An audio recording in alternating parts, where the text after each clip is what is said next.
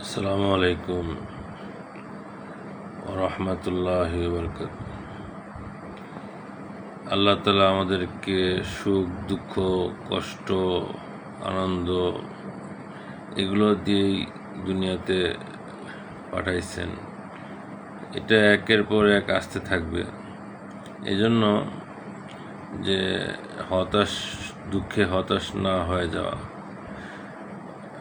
আল্লাহর রহমত হইতে নৈরাশ না হওয়া, আর অতি সুখে বা অতি সম্পদে যে আল্লাহ তাআলাকে ভুলে না যাওয়া, অপচয়ে লিপ্ত না হয়ে যাওয়া, এদিকে খেয়াল করা খুব জরুরি।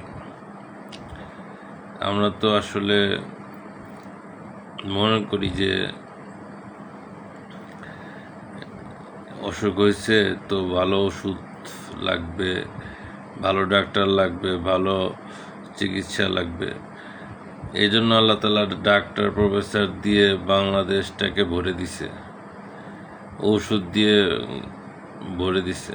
ফার্মেসি, রাস্তার গলিতে গলিতে ফার্মেসি, হসপিটালেরও অভাব নাই। আগে আমরা মুঠ ভরে মুড়ি খাইতাম যেভাবে, ঠিক এখন মুঠ ভরে ওষুধ খাইতে হয়।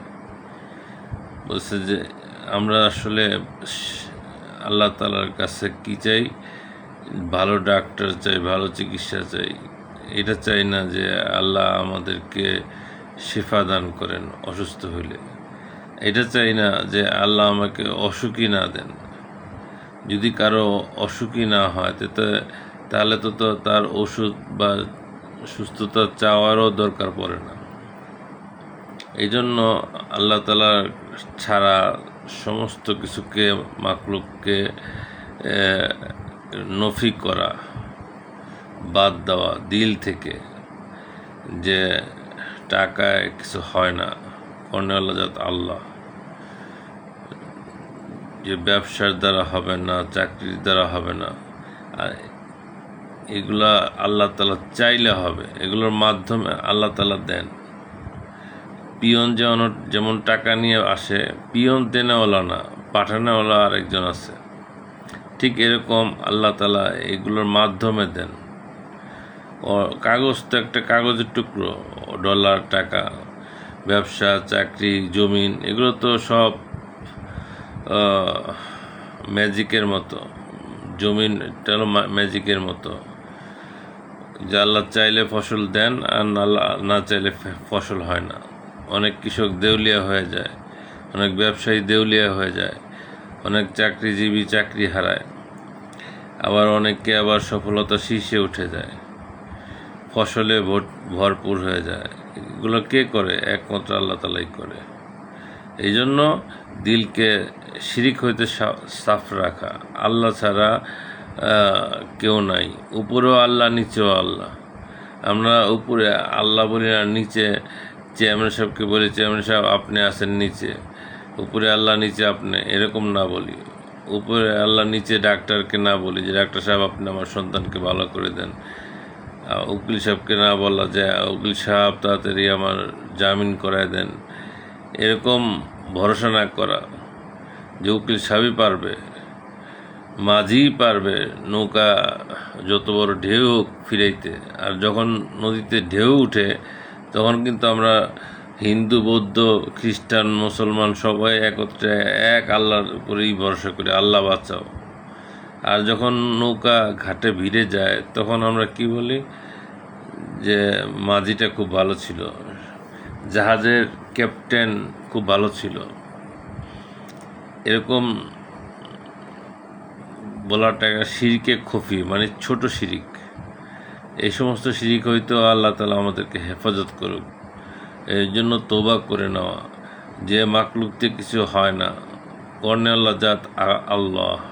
এমনকি ফেরেশতা মাকলুক, ডাক্তার মাকলুক, উকিল মাকলুক, ইঞ্জিনিয়ার মাকলুক, ডন মাফিয়া মাকলুক, ওষুধ চিকিৎসা এগুলো মাকলুক, অর্থ সম্পদ, বাড়ি গাড়ি, ব্যবসা বাণিজ্য, চাকরি, কৃষি খামার, এগুলো সব মাকলুক। খালেককে একমাত্র আল্লাহ। বলছে যে আল্লাহ তাআলা যাকে চান হায়াতে তৈয়বা দান করেন, যে অল্প রুজিতে, অল্প খানায় যে সন্তুষ্ট, এবং ওর মধ্যে বরকত থাকে, ওটাকে বলা হয় হায়াতে তৈয়বা। এই জন্য হায়াতে তৈয়বার জন্য ইজ্জতের রুজির জন্য আল্লাহ তাআলার কাছে চাওয়া যে আল্লাহ আমাকে ইজ্জতের রুজি দান করেন, হায়াতে তৈয়বা দান করেন। আর নামাজ, রোজা, হজ, যাকাত, যে 5টা স্তম্ভ আছে, আর ঈমান, এই এই এগুলোকে বাড়ানোর চেষ্টা করা। হজ, যাকাত এগুলো তো ধনী লোকদের জন্য, আর রোজা তো বছরে একবারই আসে, কিন্তু ঈমান আর নামাজ এটা সব সময়ের জন্য। এই জন্য ঈমানের বৃদ্ধির জন্য ঈমানি কথা আলোচনা করা, যে আমি কথাগুলো বলতেছি এগুলো ঈমানি কথাই। শিরকের বিপরীতেই হলো ঈমান, আল্লাহ তাআলার সাথে শরিক করার বিপরীত হলো ঈমান। এই জন্য এর বিপরীতে কথার উপর বলা, শোনা এবং চিন্তা এবং চোখের আল্লাহ তাআলার নিয়ামত দেখার দ্বারা বলছে যে আল্লাহ তাআলা ঈমানকে বাড়াইবেন। আবার এই 4 লাইনে ঈমান কমবে, চোখের দেখার দ্বারা, খারাপ চিন্তার দ্বারা, খারাপ কথা শোনার দ্বারা, খারাপ কথা বলার দ্বারা, দুনিয়ার কথা বলার দ্বারা ঈমান কমতে থাকবে। এই জন্য বলছে যে এই 4 লাইনে ঈমানকে বৃদ্ধি করার চেষ্টা করা। আর 2 রাকাত নামাজ ধ্যানের সাথে পড়ে নামাজকে সুন্দর করার চেষ্টা করা। 2 রাকাত নামাজ যদি সুন্দর হয়ে আল্লাহ তাআলার কাছে কবুল হয়ে যায়, ওইটাই নাজাতের জন্য যথেষ্ট। আর ফরজ নামাজ ত্যাগ করা বলছে যে এটা হাদিসে আসছে, মাথা ছাড়া যেমন মানুষ কল্পনা করা যায় না, মানুষ অসম্ভব, হাত ছাড়া পা ছাড়া মানুষ থাকে, কিন্তু মাথা ছাড়া কোনো মানুষ পৃথিবীতে নাই। ঠিক সেরকম যে নামাজ ছাড়া কোনো মুসলমান হইতে পারে না। তার মানে কি বোঝা গেল? মুসলমান হইতে গেলে তার নামাজ পড়তেই হবে এবং 5 ওয়াক্ত নামাজ পড়তে হবে। অসুস্থ হলে বসে নামাজ পড়বে, আর অসুস্থ হলে শুয়ে নামাজ পড়বে। জ্ঞান থাকা পর্যন্ত, অজ্ঞান না হওয়া, কোমায় না যাওয়া আগ পর্যন্ত, জ্ঞান থাকা পর্যন্ত, পাগল না হওয়া পর্যন্ত, জ্ঞান থাকা পর্যন্ত আমি বলতেছি, স্বজ্ঞানে যারা আছে তাদের নামাজ তার উপর ফরজ। ইশারা হইলেও নামাজ পড়তে হবে শুয়ে শুয়ে। পানি না ব্যবহার করতে পারলে তায়াম্মুম করে হলেও নামাজ পড়বে। তায়াম্মুম তো আমরা বুঝি, কিন্তু নামাজকে ছাড়া যাবে না। কিয়ামতের দিন সর্বপ্রথম নামাজের হিসাব হবে। এই জন্য নামাজকে বানানো, আর নামাজ তখন সুন্দর হবে যখন ঈমান মজবুত হবে। আল্লাহকে আমরা চিনতে পারবো, আর আল্লাহকে চিনার জন্য আমাদের নবী রাসূলুল্লাহ সাল্লাল্লাহু আলাইহি সাল্লামের সুন্নত অনুযায়ী জিন্দেগি যাপন করতে হবে। আমরা তো মনে করি যে পাঞ্জাবি টুপি পরাই বুঝি এবাদত, নামাজ পড়াই বুঝি এবাদত। না, মুসলমানের প্রতিটা কাজ, ঘুমানো, পেশাব পায়খানা, চলাফেরা, ব্যবসা বাণিজ্য, চাকরি বাকরি, বিবাহ শাদী, সব কিছু যে হুজুর সাল্লাল্লাহু আলাইহি সাল্লামের সুন্নত অনুযায়ী করা। যে এভাবে জীবনযাপন করলে কি হবে, সেটা সহজ। ইসলাম একটা সহজ জিনিস। যে আমরা ভাত খাইতেছি, দস্তরখানায় বিছিয়ে ভাত খাইলাম, এটা সুন্নত হয়ে গেল। আর টেবিলে ভাত খাইলাম, সুন্নতের খেলাফ হয়ে গেল, গুনাহ হয়ে গেল। এই খানার মধ্যেও গুনাহ আছে, জাহান্নাম আছে, জান্নাত আছে। আমি বলতেছি যে প্রতিটা কাজ, আমি ঘুমাইলাম, ডান কাত হয়ে ঘুমাই, তো আমার মিম আকৃতিতে ঘুমাই, ঘুমের দোয়াগুলো পড়ে শুই, আমল করে শুই, তো আমার ইবাদত হয়ে গেল। আর আমি শুইলাম, চিত হয়ে, বলছে যে মহিলাদের চিত হয়ে শোয়াটাই গুনাহ, আর পুরুষের উপর হয়ে শোয়াটাও গুনাহ। তো আমার শোয়াটাও জাহান্নাম হয়ে যায়, আবার শোয়াটাও জান্নাত হয়ে যায়। শোয়া আর খাওয়া দেওয়া উদাহরণ দিলাম। এরকম প্রতিটা কাজেই আমার জান্নাত আর জাহান্নাম আছে। প্রতিটা কাজেই সুন্নত আর ইহুদি নাসারার তরিকা আছে। আমি ইহুদি নাসারা কাফের মুশরিকের তরিকা অবলম্বন করব না সুন্নতের তরিকা অবলম্বন করব, এদিকে খেয়াল করা।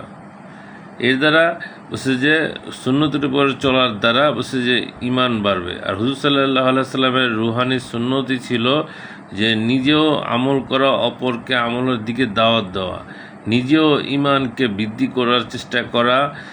কীভাবে বলছে? ঈমানি কথা বলার দ্বারা, শোনার দ্বারা, চিন্তার দ্বারা, চোখের আল্লাহর কুদরত দেখার দ্বারা ঈমান বৃদ্ধি পাবে। কোরআন তেলাওয়াত বেশি বেশি করার দ্বারা, অর্থসহ বুঝে বুঝে পড়ার দ্বারা ঈমান বৃদ্ধি পাবে। বেশি বেশি কালেমা তাইয়্যেবা, কালেমা তাওহীদ, কালেমা তামজিদ এগুলা বেশি বেশি অর্থ সহ চিন্তার সাথে পড়ার দ্বারা ঈমান বৃদ্ধি পাবে। বলছে যে বেশি বেশি একা থাকার দ্বারা দুনিয়াদারদের থেকে, বড় লোকদের থেকে, ধনী লোকদের থেকে দূরে থাকা, দিনদার লোকদের সাথে থাকা, সৎ সঙ্গে স্বর্গবাস, অসৎ সঙ্গে সর্বনাশ। বলছে দিনদার লোকদের, আলেমের, হক্কানি ওলামা একরামের সহবতে থাকা, তার সাথে থাকা, এর দ্বারা ঈমান বাড়তে থাকবে।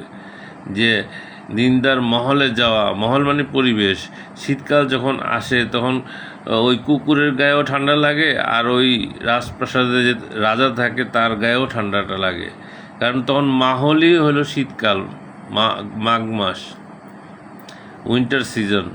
ঠিক এরকম মহল তৈরি করা ঘরের মধ্যে, পরিবেশের মধ্যে, এলাকার মধ্যে, যাতে ওই মহলের মধ্যেই একটা পরিবেশই আইসা যায়, যেটা ঈমান বৃদ্ধির জন্য, আমলি জিন্দেগি যাপনের জন্য। আল্লাহ তাআলা আমাদেরকে আমল করার তৌফিক দান করুক। আসসালামু আলাইকুম ওয়া রাহমাতুল্লাহ।